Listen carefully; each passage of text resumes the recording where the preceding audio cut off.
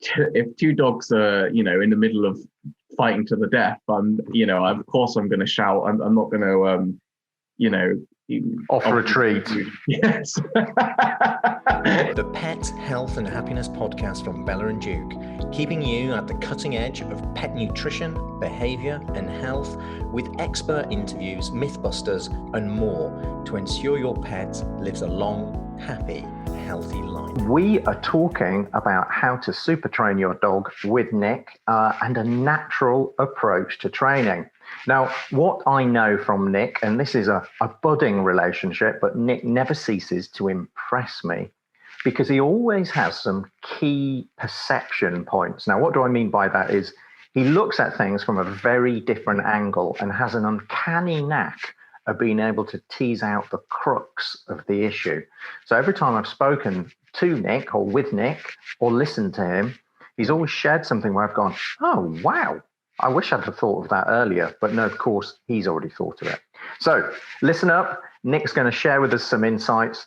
Nick, Olympics month. It feels kind of exciting, really, to be talking about Olympics when we've all been in lockdown for such a long period, doesn't it? Yeah, I guess I haven't even had a chance to think about the Olympics because I've been obsessed with the Euros. Yeah. Oh. For those of you who haven't heard other podcasts as yet, would you like to maybe start off by just sharing the basic pillars or premise of your natural training methods? Sure. Well, actually, Rowan, I find it interesting we get onto the natural training subject because I think for a lot of dog trainers, at least, the phrase natural training will come with a lot of negative feelings. And the reason for that is because it got completely hijacked early on in dog training history by people that claimed that they were doing natural training in order to justify really quite barbaric things. Right. So there were a lot of... So true. There were a lot of, by the way, you might hear my little chihuahua in mid-dream to my right side. Oh my goodness, that needs to be a boomerang. So there were a lot of early studies done by a guy called David Meach, a Canadian guy. And he did some studies on wolves in captivity, right? And to be quite frank, it was quite brutal, right? Like they had this brutal hierarchy system. And in the following years, what they realized is that came because they essentially got random wolves from different places and shoved them all together in a cage, right? And if you actually study wolves in nature, that's not what they do at all. It's much more of a family unit. It's much more founded upon that relationship, that kind of family relationship, not dissimilar really to people. And of course, that's a step detached as well, because dogs aren't wolves. And even, this will surprise a lot of people, but dogs aren't really predators. They're more scavengers, right? A lot of people think of dogs as being predators because they're thinking a lot about wolves. But anyway, I kind of, digress. So what a lot of people that were involved in dog training were doing was things like alpha rolling, right? Holding the dog down because they misguidedly thought that that's what dogs do. Using things like prong collars to try and stimulate like the sensation of being bitten. So lots of really quite barbaric stuff in the guise of being natural. But of course, natural training really, in my opinion, should be more about relationship, building a relationship with a dog in the same way that, dogs would naturally. I think everyone that has dogs, notice, at least sociable dogs, notices that their dogs have friends, right, that they like to hang out with. Nick has touched in very eloquently on three major points. Let's never be a bit fooled by a title. Quite often these titles get hijacked with an agenda. So natural training in Nick's world is very much focused on relationships. Dogs aren't wolves. And Uh, frankly, pain and alpha rolling really they have no place in our opinion. And I say our opinion being Nick and I's. It makes me smile, Nick, to hear you talk about this. Why? Because we always differentiate at Bella and Duke between dog owners and dog lovers. And there are people who just have dogs, and that's great. And there are people who really, really love dogs and have this incredible relationship with them. And the idea of holding down my dog to teach her a lesson, she's so sensitive. I mean, yesterday she sneakily ate some bread which was found on the beach. And obviously I'm trying to look after her health. And I was like, Kismet, you know that's not good for you, stop it. And she looked so frightened, like she'd let me down. And people would be going, oh, you can't be too sensitive, it's just a dog. No, it's not. It's a little soul wrapped up like a teddy bear that follows you around and just wants to love you and be part of your tribe. That's my opinion. What a lovely way of saying that. And, you know, a lot of people will hear us talking about this and think that, you know, we are totally permissive, right? So this is a misconception about more of a modern training approach that you're totally permissive. You let the dog get away with anything, right? I mean, you wouldn't dare to use any form of punishment, and that's not true. I just have in my own kind of sense of morality with dogs is, you know, I don't believe in using pain to train dogs. I don't believe that we should use fear to train dogs. I don't think that we should scare dogs into doing the right thing.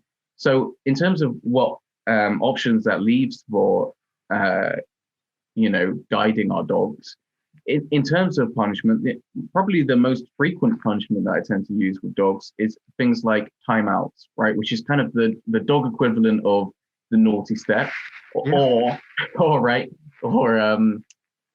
you know, putting your dog back on lead. Yeah. Right. So a lot of people don't see these things as, you know, they don't even think about these things, but these are actually can be really very effective punishments. And in the dog training world, a punishment is anything that makes a behavior happen less frequently. So again, there's a lot of connotations around the word punishment. If you use the word punishment, you know, that a lot of people will be thinking of, you know, yelling at your dog and all the above. But actually, from a scientific point of view, the word punishment just means we're making a behavior happen less often. Yeah, and I think it's really good to differentiate between these terms because they get used so often that we often have everybody else's emotion wrapped up in it without clear thought. And I'm listening to this and obviously relating to it massively. I always find that, for instance, with my Spanish water dog Kismet, or our Spanish water dog Kismet, just being asked to go and sit in the basket away from the rest of the tribe is deterrent. I'm going to move on from the word punishment. It's deterrent enough because she just wants to be around us. She wants to be around us. She wants to be with Mr. Mustache the cat. She wants to be with Rosianne, my partner. She wants to be around us. She wants to be a tribe.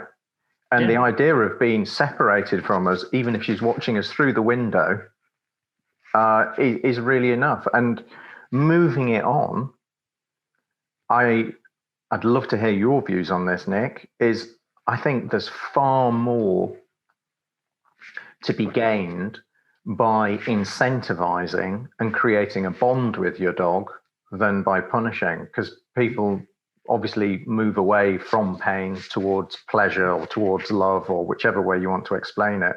And I think it's more rewarding for the dog and the owner or the guardian. Yeah, I have a feeling maybe we spoke about this before, Rowan, but I actually think that, you know, the large majority of the time you can resolve behavioral issues using differential reinforcement, right? That is very simply rewarding the thing you want the dog to do instead, right? So, you know, if you have a dog that pulls on the lead, you're rewarding them for being at your side. If you have a dog that jumps up when they meet people, you're rewarding them for sitting when they greet people instead, right? So just, you know, thinking about the problem that you have, thinking about, well, what do I want my dog to do instead? And then setting up the situation so that they do that, or being patient enough to wait for them to do it and rewarding that instead. And that will get you through a huge amount of behavior issues. You know, it's really just being creative about that kind of process. I love that. In fact, the only time I feel the need to raise my voice is if, that our dog's off the lead and she suddenly decides she's going to go closer to the road than I would like her to be. Just a quick, sharp, short, hey. Oh yeah, absolutely. I think when it comes to an emergency situation, that's totally reasonable, right? If two dogs are, in the middle of fighting to the death, of course I'm going to shout. I'm not going to, offer a treat. Yes. Or hey, would you like a tummy rub? Incentivize you. It's like, okay, we need to take action. Yeah, totally. Yeah, absolutely.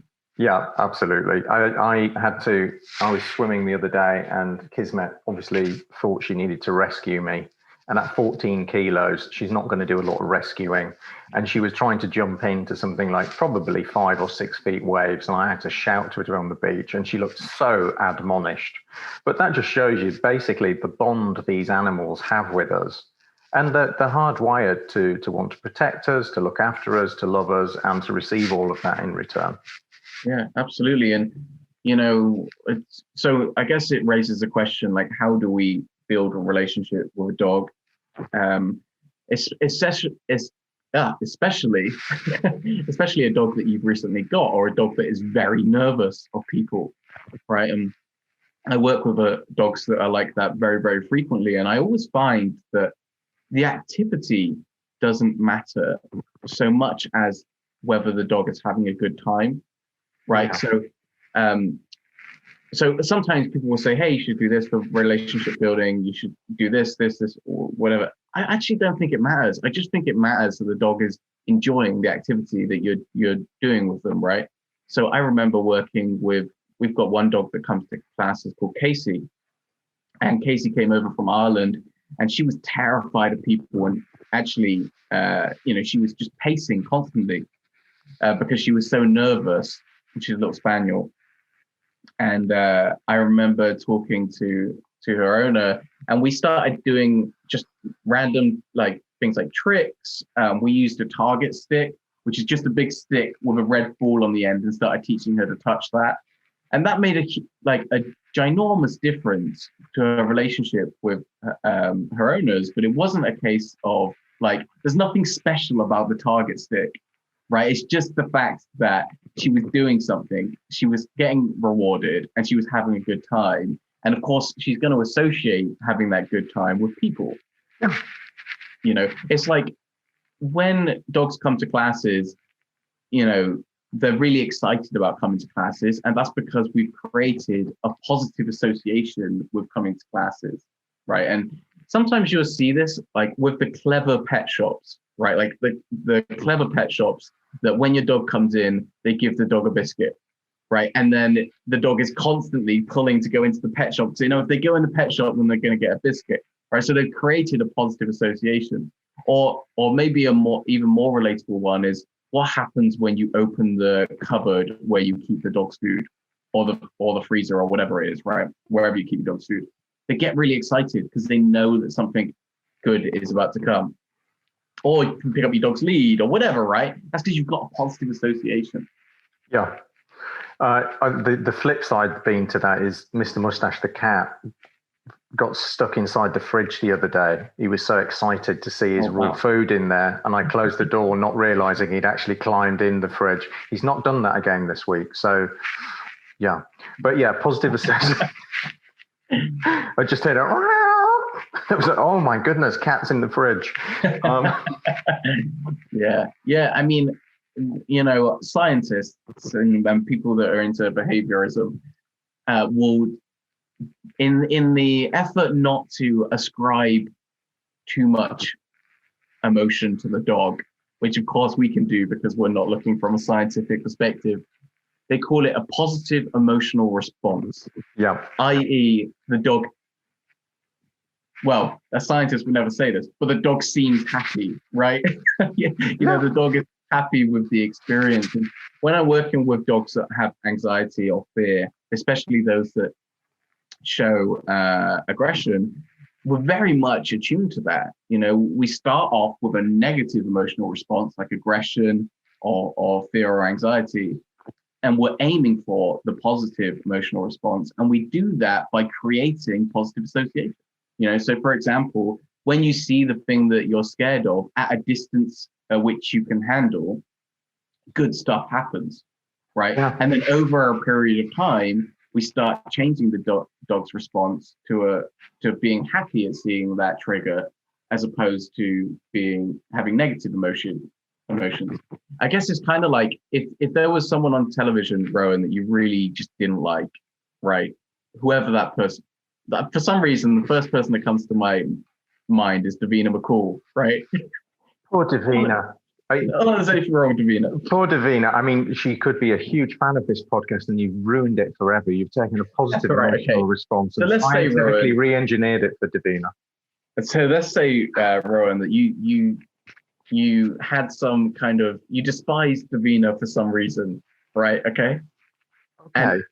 And so when she comes on TV, maybe ordinarily you'd switch channels, or you'd get angry about that, or whatever, right? But instead, over the next month, every time you see Davina on television, we give you 50 quid, right? Now, pretty soon, you're going to be watching every Davina TV show on air, right? And you're going to be loving it because we've created a positive association. You've created a full-time career for me. So that's the essence, essentially, of creating positive associations. You want to use something that the dog likes, right? So for most dogs, what's very convenient is food. But you can also use toys, tennis balls, whatever your dog loves, right? People will even use what sometimes gets called life rewards, right? So for example, going swimming or being let off lead or whatever it is. It really doesn't having matter. A little massage. Yeah, absolutely. It just has to be something that the dog likes. Yeah, I really love this. And I think, let's call it natural training, or let's just call it naturally intuitive training, is anything for me that forges a better bond with your doggo, improves the quality of their life, and yours in doing so, is a win-win-win. Absolutely. And the idea of I love having a structure for our pets. I think it takes a whole heap of responsibility off them. Mm-hmm. For instance, we've got a relatively, let's say, large garden because we live in the middle of nowhere. I would leave Kismet inside if I had to leave her rather than outside. Why? Because I want to take a burden of responsibility off her. She doesn't need to patrol the whole garden when she can be inside in a basket actually having some R&R. But I really like what you're saying. I think it intuitively it feels caring, compassionate, and something which is going to create a huge uptick in happiness for your pet. And I think everybody listening to this will agree with me. And in fact, Please. No, you. I'm really glad that you bring up the structure thing, actually, because that's a really interesting area of dog training. Because, I don't know why, but at least I'm on a bit of a dog training history thing here. So structure. There was a time in dog training where there was this really popular philosophy called nothing in life is free, right? And that means that your dog has to work for everything they get. Right, so you'd split up your dog's food. This is when people were primarily using dry food, where it's convenient to do this. Although people do use raw food for this when they're really struggling. When you got a pot of raw food and you're carrying it around with you everywhere. So the idea being that throughout the day, the dog had to earn all of the food that they got. Right. So, whether that was through lead walking, sitting, going on their bed, whatever, right? You would ask them to do things and they would have to earn their food. And it was quite effective, Rowan, to be honest, this philosophy of nothing in life is free, because people were now, they were adding in structure. Their day suddenly became far more structured because they had to give the dog the food over the entirety of the day. But it wasn't the nothing in life is free that was really effective about it. It was just the fact that we were adding in a lot of structure. So you don't need to go to that extreme of not giving your dog food or only giving them it through earned tasks. You just have to add in the structure. And when you add in the structure, oftentimes that has really positive effects on the dog's behavior. I guess by structure, what I mean is, having set routines, right? Whilst I prepare your food, you lay on your bed, or whatever it is, right? But having your own routines, and it doesn't have to be the same as anyone else's routine. Sometimes people can get really caught up on what's the right thing to do. Should I let my dog on the sofa? Should I not let them on the sofa? Should they be on the bed? Should they not be on the bed? It's not about set rules. It's about what is acceptable for you and having that structure that works for you.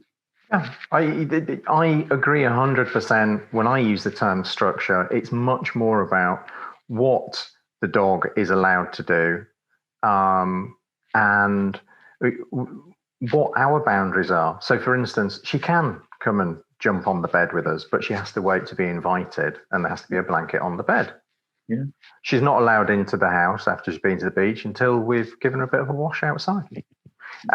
She can't beg at the table, but if she waits patiently away from the table, we'll probably give her some food, like some fish or something like that afterwards. It's just those kind of things. She waits till she's invited into the car, because, say, for instance, it's a hot day. We might want to put her in the front, in the footwell, near the aircon. Just these little things. And she knows that we're taking the decisions on those, so she doesn't need to be second guessing. And I think it creates, to use a wolf pack analogy, which is not really the best thing, but I'm struggling for an expression here. It just lets her know where she is in the hierarchy, and she doesn't need to fight or combat or struggle it. She just knows she's going to be looked after and she's safe and secure. Something she's going to ask us for, and other things we're just going to let her run wild with. Yeah, and my first Labrador, he was a bit weird, Rowan, to be honest. And Weird Labrador Diaries with Nick Benger. And he if he didn't know what he was supposed to do in a situation, he would become very anxious, very huffy and whatnot. And but the moment you told him what to do, if I said, lay down, he'd be fine. Yeah. But if he would get very anxious if he didn't know what was expected of him. But the other thing that came to my mind, Brian, while you were talking there, is kind of back to the natural training, or just being attuned to our dogs, right? We see a lot with nervous dogs, behaviors where they'll say, for example, they'll hide behind their person if they're a little bit nervous, or they'll hide in between their legs. And a lot of people's natural response to that is to try to push the dog. Go on, no, you go on. Don't hide behind me. Of course, your dog there is essentially asking you for help, right? They're kind of saying, hey, I'm nervous about this situation.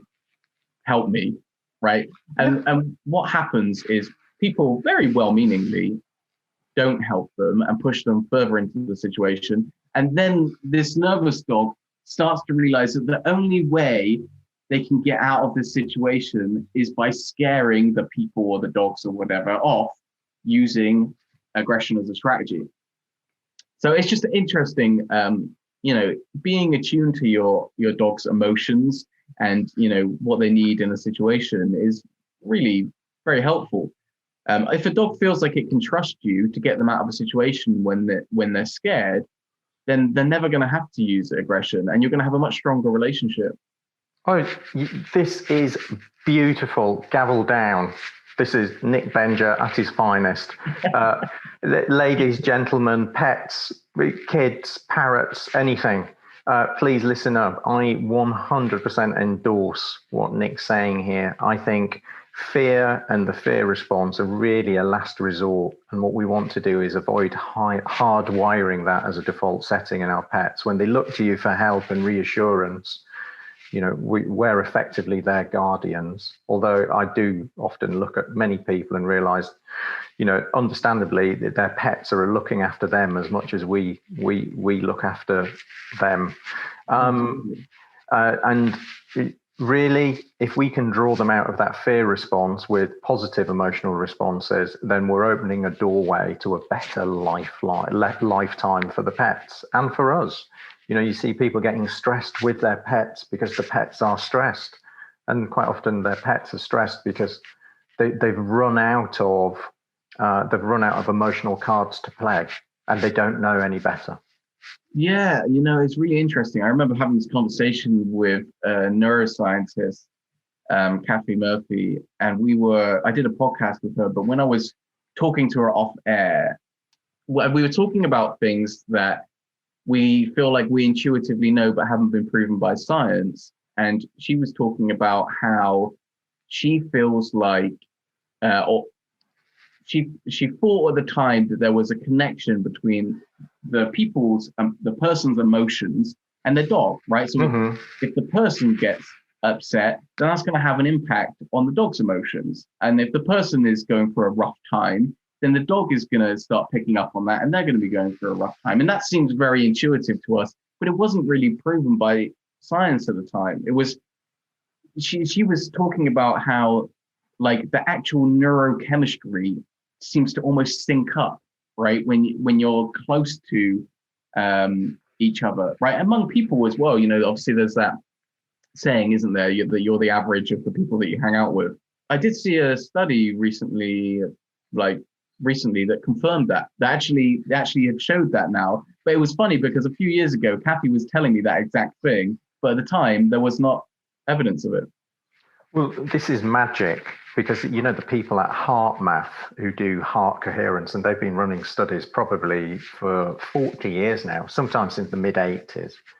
And I think it might have been them, or it might have been somebody else who was basically showing that your heart emits an electrical signature which can be detected at least up to 20 feet. Now, whether you're in fight or flight, sympathetic nervous dominance, or whether you're in parasympathetic. Now, given our dogs are so attuned to us, and they have as much as 10,000 times greater sense of smell, and our hormones have a smell, and they're feeling these electrical fields, of course, for me, it's a no-brainer. And of course, we've learned, and they've shown this in apes a lot, they have mirror neurons. So we empathize with other people. So if you're really upset, and then I start to feel really upset, you see a movie and somebody's crying in the movie, why is it you would cry at home? Unless, we've got any narcissists and sociopaths listening to this who would kind of enjoy that. But I think, of course, we've evolved as a tribe, as a society, we're stronger together. We're going to pick up on each other's emotions, and science is just catching up with what we often feel intuitively, as you rightly said. Yeah, no, it's just, it's so interesting. And I mean, I do see that with clients, and when you do see that there is that impact, it's very difficult, to, as a dog trainer, you don't want to overstep your bounds, do you? You help so much as you help as much as you can with a dog's behavior issues, but sometimes if someone's going for a rough time, I guess sometimes almost the best thing you can do is take care of yourself first, can't you? My expertise on neuroscience are extremely limited.